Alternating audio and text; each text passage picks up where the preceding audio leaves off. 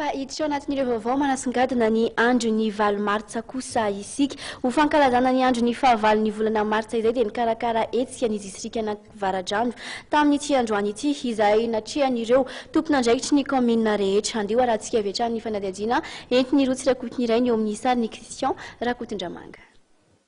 Ho fanamariana ny andro iraisam-pirenena ho an'ny vehivavy dia nikarakara hetsika lehibe eo amin'izany ny distrikan'Avaradrano izay nivondronan'ireo kaominina miisa 420.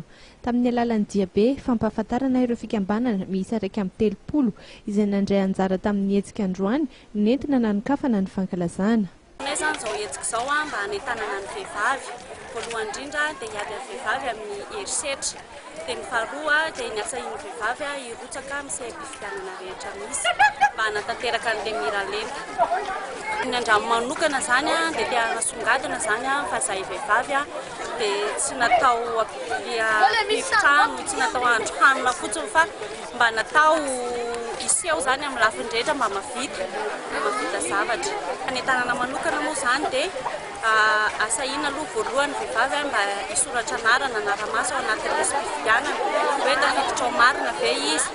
Dia ny faharoa dia ny anara-maso ihany koa ny fandehan'ny fifidianana rehetrarehetra mba ho vehivavy sahandray andraikitra. Ankoatra ny filarana sy ny diabe dia nisy ihany koa ny fampahafantarana ireo trano eva izay nitazon'ireo fikambanana ka izany no natao entina hanetanana ireo vehivavy. Anisan'ny lohahevitra nobanjininy tamin'ity taona ity ny mahakasika ny herisetra mianjady amin'ny vehivavy ary misy amin'ireo fikambanana moa nandray an-tanana ny fienoana sy fanoroana hevitra ireo vehivavy izay anjadiany ny herisetra.